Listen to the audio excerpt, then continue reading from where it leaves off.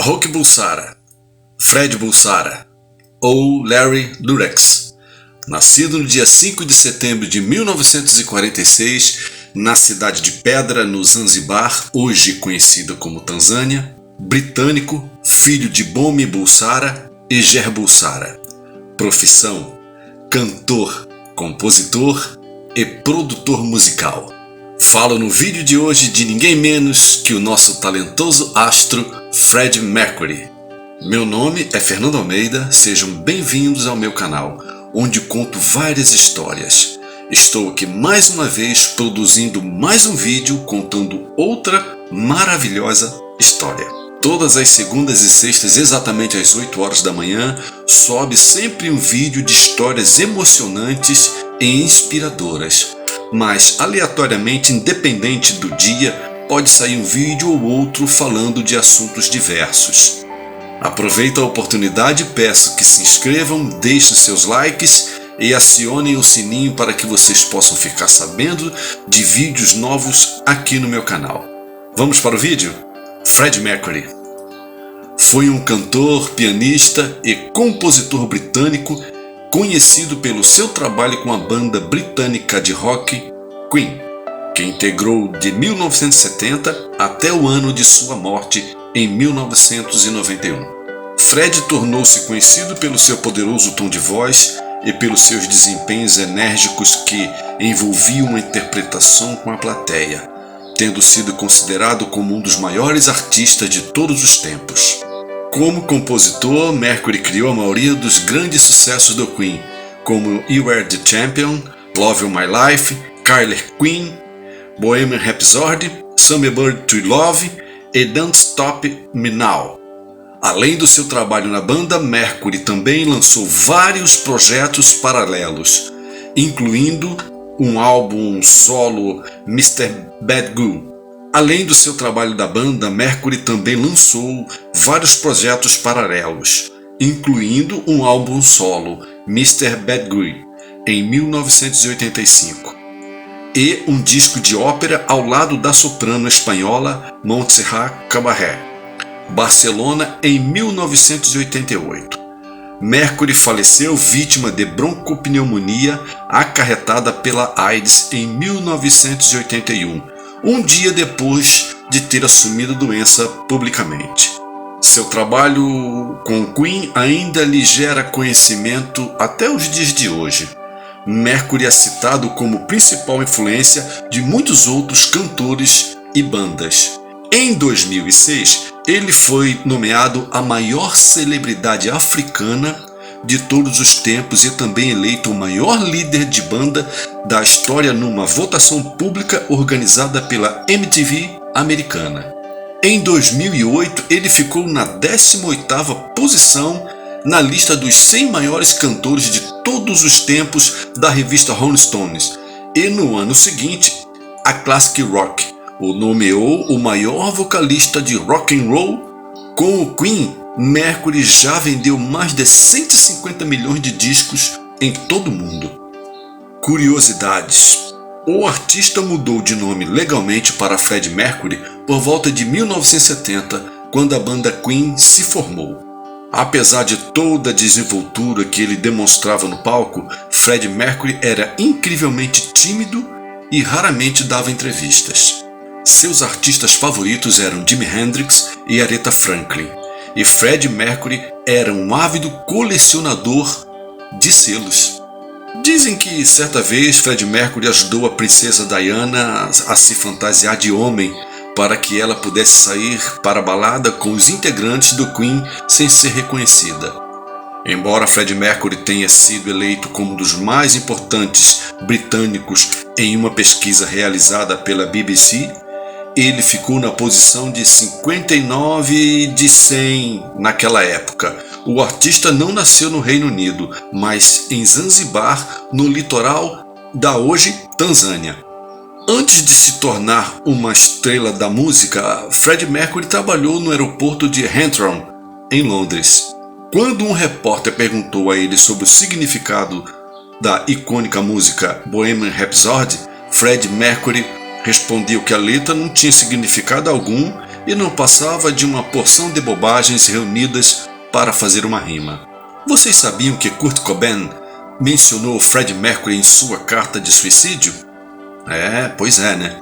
Cobain teria escrito que admirava e invejava a habilidade de Mercury de se apresentar diante de seu público e aceitar todo o amor e adoração demonstrados pelos fãs.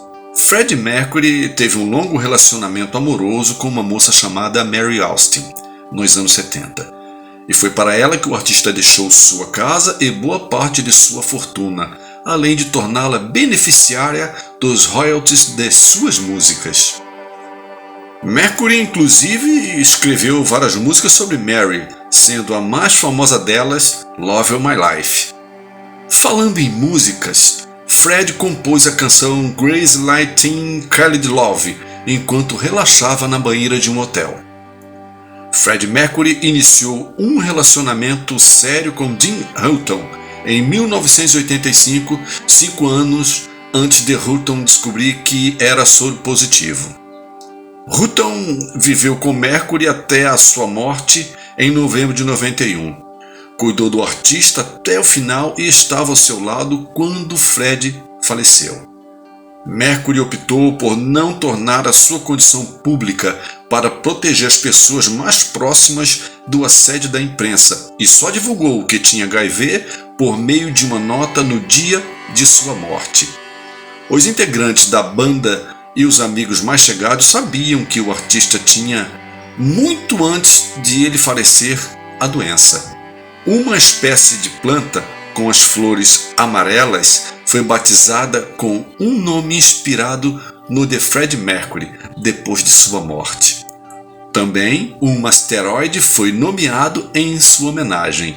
Freddie Mercury e Michael Jackson tentaram trabalhar juntos, mas parece que a parceria acabou caindo por terra porque Jackson insistia em levar sua lhama de estimação para o estúdio de gravação. Mercury chegou a ter 10 gatos de uma vez e inclusive dedicou um álbum, Mr. Bad Guy, e uma música, Delilah, aos bichanos. Freddie Mercury não curtia muito o próprio sorriso, mas se recusou em usar um aparelho ou fazer qualquer tratamento estético por medo de que os procedimentos alterassem a sua voz.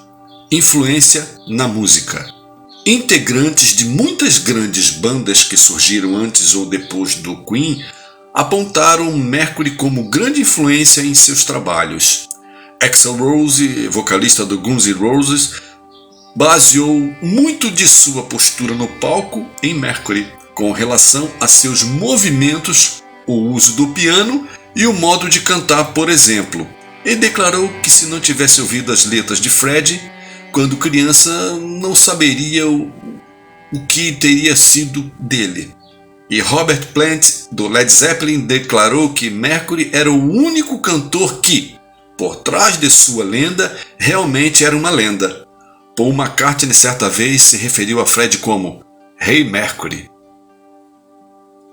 Tributos e homenagem. Uma estátua em homenagem a Freddie Mercury em Montreux, Suíça.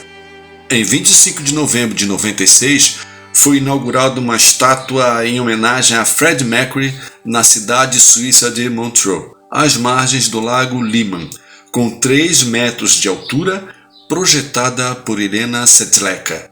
A cerimônia foi assistida por Brian May, Roger Taylor, Montserrat Caballé e o pai de Freddie, assim como por milhares de pessoas.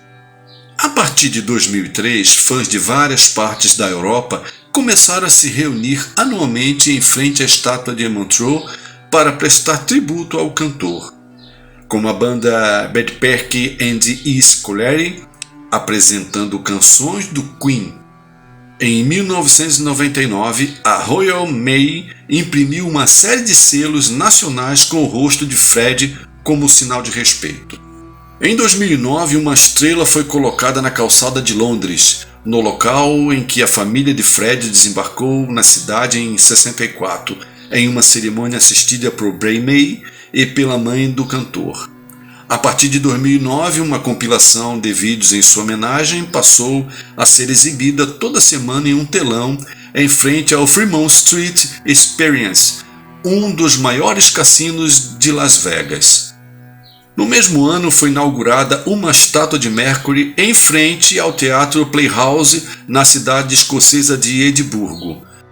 Outra grande estátua está localizada em frente ao Teatro Dominion de Londres, onde o musical We Will Rock You, baseado nas canções do Queen, é apresentado.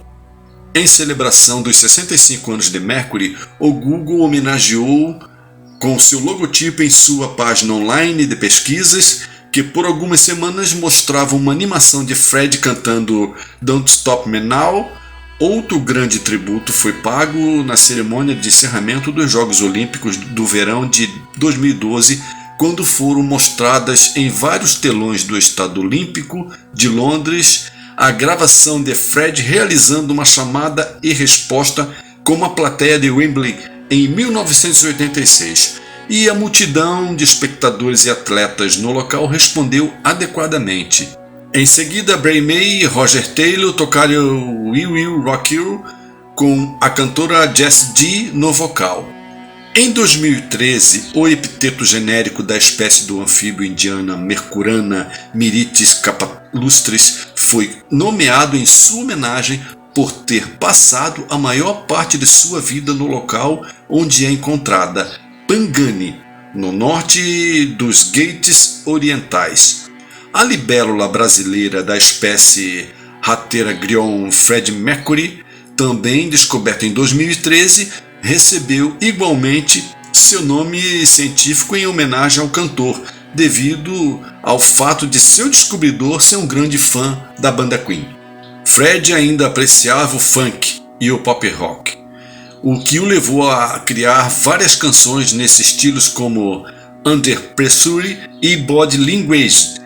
A mais apreciadas composições de Fred é Bohemian Rhapsody, uma canção revolucionária e complexa, dividida em desde o Red Rock até a ópera, possuindo uma letra trágica e rancorosa, e Fred nunca explicou o seu verdadeiro significado, se referindo a ela como sendo uma daquelas músicas que possuem um sentimento de fantasia. Eu acho que as pessoas deveriam apenas ouvi-la, pensar sobre ela e então refletir sobre o que ela tenta lhes dizer. Em uma entrevista de 86, Fred declarou: "Eu odeio fazer sempre a mesma coisa. Gosto de conhecer as novidades da música, do cinema e do teatro, e então usar tudo isso." Uma das apresentações mais icônicas da história é certamente o show do Queen na primeira edição do Rock in Rio em 1985.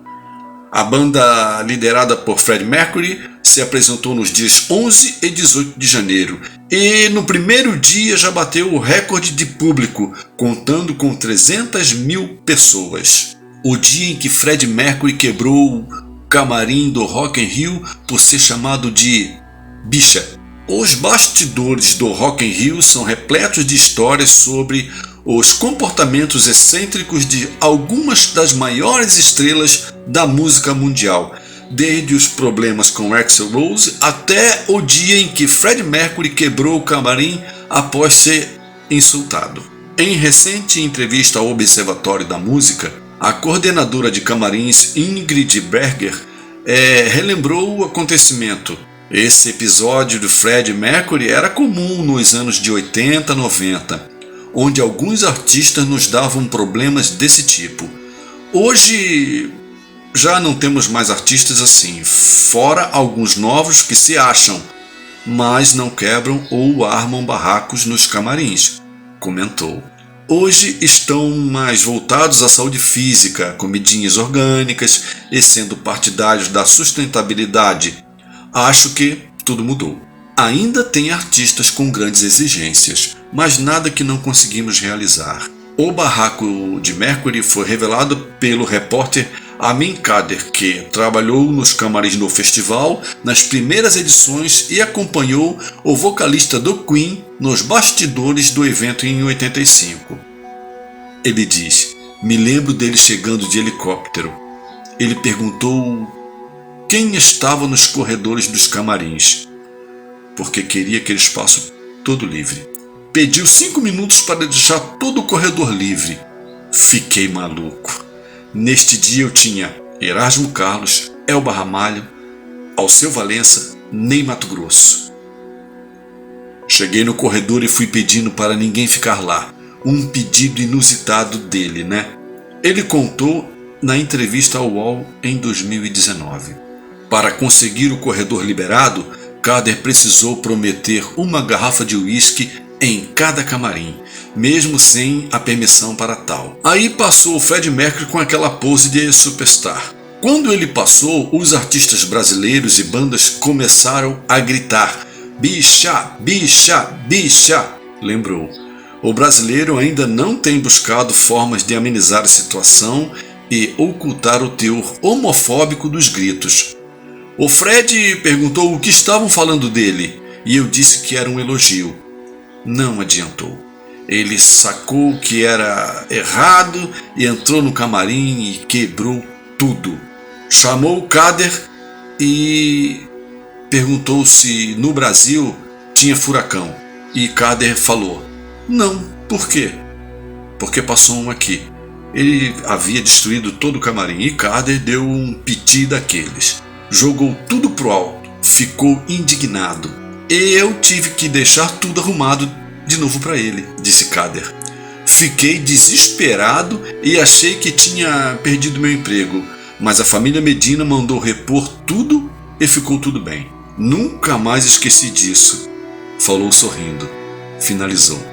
Medir hoje a grandeza de um artista como Freddie Mercury é lembrar de uma época em que os artistas eram capazes de mover muito mais do que somente uma multidão em cantar canções ou as cifras de suas contas bancárias. Ao tornar-se um ícone gay e uma forte imagem do problema da AIDS no mundo, o vocalista do Queen não abriu mão. Porém, da própria intimidade e as imagens de sua relação com seu último namorado, Jim Hutton, ilustram esse Fred que vivia o amor com doçura. Em 1985, no primeiro Rock in Rio, ao ser entrevistado pela repórter Glória Maria, que perguntou se a música I Want to Be Free era dedicada ao mundo gay, ele respondeu irritado dizendo que não, deixando bem claro para que ela não repetisse a pergunta novamente. E na mesma entrevista ela perguntou para amenizar a situação se ele era líder da banda, e ele disse que não, disse que era apenas o vocalista. Garden Lodge, a milionária mansão de Freddie Mercury, é uma das casas mais bonitas do mundo. Mary Austin foi o amor da estrela do rock Freddie Mercury durante 6 anos, antes de ele decidir que preferia parceiros masculinos. Pouco antes de sua morte, ele ficou ansioso por lhe proporcionar alguma segurança aos seus 2 filhos felinos. Por esse motivo, decidiu deixar-lhes o seu bem mais precioso, a sua Casa dos Sonhos. Mary ficou em dúvida sobre a ideia de um dia se tornar a proprietária do resplandecente imóvel, com estilo georgiano, de Freddie Mercury. Registros apontam quão fácil era ver o quanto ele pensava nela. "O amor é a coisa mais difícil de alcançar e a única coisa nesta vida que mais podem te desapontar", disse uma certa vez. "Eu construí um laço imenso com Mary. Ela passou por quase tudo." Fred não só deixou a sua magnífica mansão em Londres para Mary, como também a maior parte de sua fortuna multimilionária, com um rendimento vitalício proveniente das suas vastas vendas e publicações históricas. A casa fica atrás de um amplo jardim japonês com altíssimos muros. Fred gostava particularmente da arte japonesa e tinha encorajado seu último namorado, Jim Hutton, a criar o jardim, que ainda está repleto de árvores floridas e rosas muito coloridas. Fred sempre teve um gosto pelo estilo e gastou uma fortuna para transformar a casa num esplêndido lar palaciano. A suntuosa sala de música tem uma excelente vista para o jardim japonês amuralhado. O foco principal da sala era uma enorme janela que filtra a luz do dia para lustres gigantes e espelhos, dando a toda a sala uma sensação brilhante e arejada. Mary herdou a mansão e todo o mobiliário, incluindo o piano onde Fred compôs muitos dos seus sucessos do Queen. Ela ficou em dúvida sobre Fred colocar a casa e todo o seu conteúdo em sua confiança, mas ele realmente queria que ela ficasse com ela. Quando chegou num ponto de sua vida, Fred rodeou-se de um pequeno grupo de amigos em que podia confiar plenamente.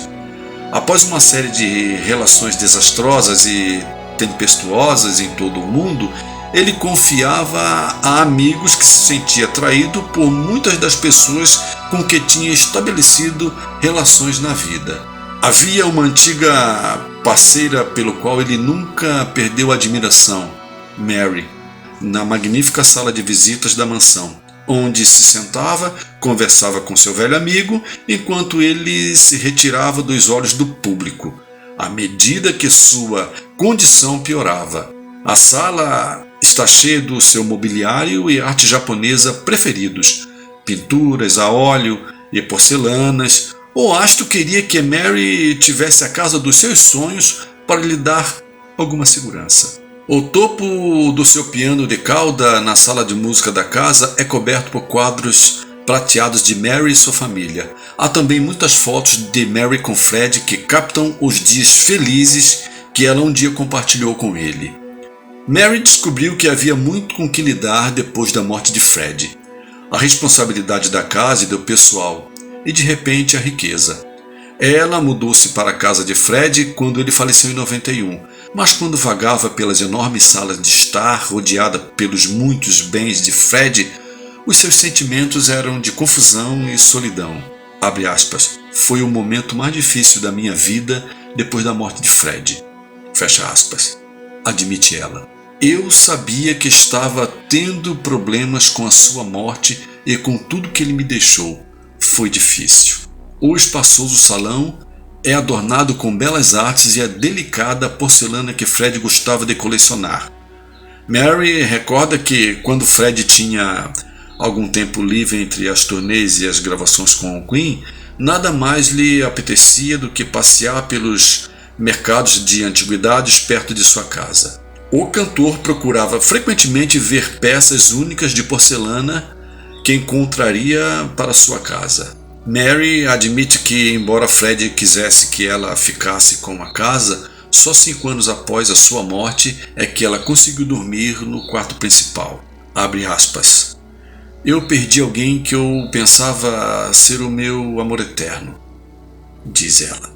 Quando ele morreu, senti que tínhamos tido um casamento. Tínhamos vivido os nossos votos, tínhamos feito para o melhor e para o pior, para o mais rico e para o mais pobre, na saúde e na doença. Nunca poderia ter largado o Fred se ele não tivesse morrido. E, mesmo assim, foi difícil, acrescenta ela. Memórias do seu querido amigo rodeiam Mary por toda a casa, onde o generoso Fred adorava festas brilhantes para os seus amigos. Mary admite ter mantido a decoração e o mobiliário exatamente como estavam quando Fred faleceu. Abre aspas. Ele tinha um gosto impecável, então por que mudar? Fecha aspas, disse ela. Freddie Mercury e a paixão pelos gatos. Freddie Mercury era conhecido por seu comportamento excêntrico no palco, mas nos bastidores era um homem de família devotado à sua família de gatos. Apesar de ter casas em Nova York e na Alemanha, foi em Londres que se sentia verdadeiramente em casa, onde ele mantinha seus gatos Tom, Jerry, Oscar, Tiffany, Dalila, Golias, Mico, Romeu e Lily, que sempre estavam com Fred onde quer que ele estivesse na casa, principalmente fazendo companhia a ele em sua cama. Algumas das canções mais conhecidas de Fred eram sobre a procura da perda e do amor, mas as duas constantes em sua vida eram sua ex-namorada Mary Austin e seus gatos. Dizem que quando ele estava em uma turnê, Ele ligava para sua casa em Londres para conversar com cada um dos seus animais de estimação, enquanto Mary colocava-os perto do telefone para que pudesse ouvi-lo falar.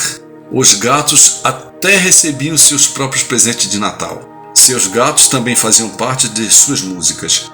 Em 85, Mercury dedicou seu primeiro álbum solo a Mr. Badgerly, a Meu Gato Jerry e também ao Tom, Oscar e Tiffany, e para todos os amantes dos gatos em todo o universo e que se danem o resto, ele disse.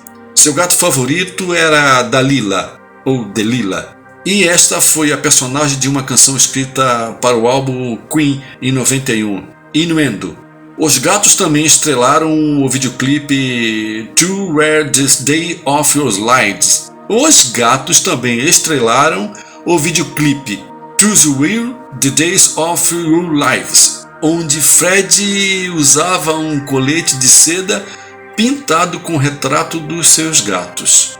Fred tornou-se cada vez mais recluso após ser diagnosticado com a AIDS, com poucas pessoas sabendo de sua condição devastadora. Até o fim, apenas sua família e amigos muito íntimos como Mary Austin foram autorizados a aproximar-se do cantor e, segundo dizem, sua gata Delila estava deitada perto dele em sua cama quando ele deixou este mundo. Os últimos anos de Freddie Mercury nas palavras do seu assistente pessoal. Freddie Mercury grava These Were the Days of Your Lives, seu último videoclipe com o Queen Imagem. É uma noite em novembro de 1991. Freddie Mercury, vocalista da banda de rock Queen, tirou um cochilo.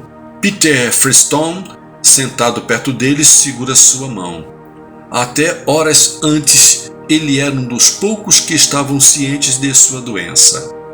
Abre aspas. Quando comecei a trabalhar como seu assistente, ele costumava sair todas as noites, porque a vida é para viver, você sabe. Você nunca sabe quando isso vai acabar, fecha aspas, disse Freestone para o jornalista da BBC, Lucy Williamson.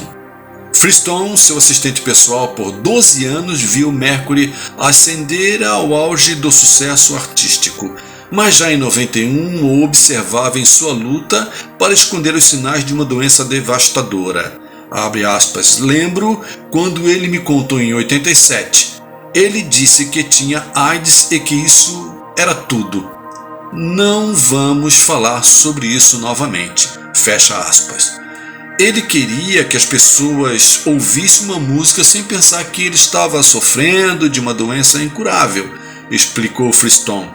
Abre aspas. Esta é uma das razões por que ele guardou para si mesmo. Nem mesmo sua família sabia dos detalhes até o último ano de sua vida. A banda sabia, eu acho, desde 1990, fecha aspas, diz ele. Se olharmos para trás, lembramos que a doença nem tinha nome em 84, quando ele soube que estava doente. Apenas um de seus amigos mais próximos havia morrido de AIDS. Freddie Mercury era abertamente bissexual e quando o HIV começou a se espalhar entre as comunidades gay em Londres, sabia-se muito pouco sobre o assunto. Naquele tempo, o tratamento era fornecido muito tarde. Muitas vezes era ineficaz.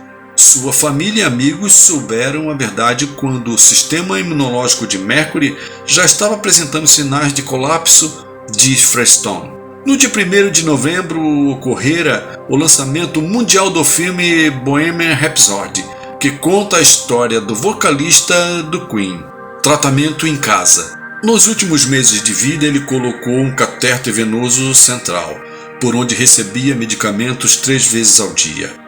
Em vez de ir ao hospital, John Fennelly, cozinheiro da casa, e eu aprendemos a dar-lhe os medicamentos. Nós também nos tornamos seus enfermeiros. Ele nunca ficou deprimido por causa de sua condição, disse Freestone. Era um fato para ele. Não fazia sentido perder tempo tentando descobrir como ele se contagiou, ou onde ou quando. Embora em outubro de 89 os médicos tenham aconselhado Freestone a estar preparado, porque provavelmente o cantor não estaria vivo no Natal, Mercury permaneceu vivo por mais 2 anos. O planeta já suspeitava, mas pouquíssimas pessoas sabiam com certeza que ele tinha AIDS, disse Freestone. Durante o último ano ele mostrava mais energia que costumava ter. Como continuava enfraquecendo, era mais difícil fingir que estava tudo bem. No entanto, ele conseguiu gravar 4 faixas completas para a banda. Ele queria deixar o máximo possível de músicas com as quais poderia trabalhar depois que se aposentasse. Finalmente, apenas algumas horas antes de morrer, ele tomou a decisão de fazer uma declaração pública. Tudo bem, todo o planeta já suspeitava, mas pouquíssimas pessoas sabiam com certeza que ele tinha AIDS, disse Freestone. Abre aspas. A partir das enormes conjecturas que têm aparecido na imprensa ao longo das últimas 2 semanas, gostaria de confirmar que sou HIV positivo e tenho AIDS. Creio que tenha sido correto não publicar essas informações até agora para proteger a privacidade das pessoas ao meu redor. No entanto, chegou a hora dos meus amigos e fãs de todo o mundo saberem a verdade. Espero que todos se unam a meus médicos e todos os outros do mundo que lutam contra esta doença terrível. Minha privacidade foi sempre algo especial para mim e eu sou famoso por dar poucas entrevistas. Por favor, entendam que continuará sendo assim. Fecha aspas. Freddie Mercury em novembro de 91. De qualquer forma, ele sabia que quando morresse a doença se tornaria pública, afirma Freestone. Abre aspas. A última coisa que ele queria é que pensassem: Freddie Mercury morreu com um segredo obscuro e sujo. Fecha aspas. Então, ele pensou que desta forma poderia ajudar outras pessoas, reconhecendo publicamente que ele tinha AIDS e que era algo que poderia afetar quase todas as pessoas no mundo. Últimos momentos. De acordo com Freestone, foi 48 horas antes de morrer que Mercury escreveu a declaração tornando pública a sua doença. Ele não sabia, ninguém poderia saber que ele morreria no domingo. Na sexta-feira ele teve compostura suficiente para conversar com Jim Beat, o empresário do Queen, por 4 ou 5 horas para concordar com o vocabulário que usaria nesses 2 ou 3 pequenos parágrafos. Ele queria que eles fossem exatamente perfeitos. Naquela noite, Freestone o atendeu pela última vez. Durante sua última semana de vida, houve alguém com ele 24 horas pelo menos por dia. 3 pessoas se revezavam para passar a noite cuidando do cantor. Sexta noite foi a vez de Freestone. Ele estava deitado e eu sentei ao lado dele e segurei a sua mão. Ele dormia e acordava de novo e de novo. Eu apenas segurava sua mão para que ele soubesse que havia alguém o acompanhando e que ele não estava sozinho, diz ele. Uma das últimas coisas que ele me disse e é uma daquelas coisas que eu lembrarei para o resto da minha vida, foi obrigado. Eu não sei se ele disse obrigado por estar com ele naquela noite ou pelo menos os 12 anos anteriores. E eu não sei e nunca vou saber. Dia 27 de novembro de 91 acontecia o funeral de Freddie Mercury. O vocalista dos Queen foi velado exatamente às 10 horas da manhã no East London Crematório, em Kensal Green. De acordo com a publicação no começo de setembro, o Freddie sabia que não viveria por muito tempo. Então, Jim Beat, empresário da banda Queen, foi várias vezes à casa de Freddie no Garden Road, primeiro para a redação final do testamento e depois para organizar de como ele queria que fosse o seu funeral. Mercury passou várias semanas trabalhando nos mínimos detalhes do cenário do seu próprio funeral. Foi uma combinação de 2 mundos diferentes, o mundo moderno da música do rock e o mundo antigo, a religião Zoroastra, que era tradicional da família de Freddie. O cantor insistiu para que seu enterro fosse modesto o máximo possível. Jim Callahan, o fiel guarda-costas de Mercury, e da banda Queen ficou em silêncio na porta da capela, esperando para receber os pais de Fred e acompanhá-los para dentro. A cerimônia durou 25 minutos, as orações eram lidas em antigos livros do Avesta. Os sacerdotes não disseram uma palavra em inglês, exceto levantem e sentem para os presentes. Foi tudo perfeito, exatamente como Fred gostaria, disse seu assistente. Apenas para carregar as flores, houve 5 carros funerários Daimler. Fred estava em um carro funerário, um Rolls Royce, e 4 carros atrás. Seu caixão simples e leve de carvalho com uma rosa vermelha em cima foi carregado nos ombros ao som de You've Got a Friend, que é muito conhecida através do cantor James Taylor, que foi interpretada maravilhosamente por Aretha Franklin. Quando o caixão desapareceu na terra, tocou a música de amor Some Ali Rose, de Verdi, uma área de 2 Trovatore, cantada, é claro, por Montserrat Caballé. Essa era a música favorita de Freddie Mercury. Ele costumava entrar no estúdio e colocá-la, e o volume era tão alto que os músicos podiam ser ouvidos virando a página de suas partituras e até movendo as cadeiras. Foi incrivelmente emocionante e fiquei bastante afetado. Pois é, essa foi a linda e triste história desse astro do rock mundial. Espero que tenham gostado do vídeo. Aguardo vocês em outro próximo, que contarei outra maravilhosa história de vida de alguém. E se você tem alguma que quer que eu conte aqui, deixe seu recado nos comentários. Ficarei lisonjeado em contar a sua também. E quem quiser escutar a música preferida que o cantor gostava e que pediu para que tocasse no seu velório, e que ia escutando com atenção, percebemos que tinha muito a ver com a sua vida e que parece ser até um recado dele para seus fãs, parentes e amigos. Vou deixar o link dela aqui embaixo. Nos vemos esta semana novamente. Abraços fraternos.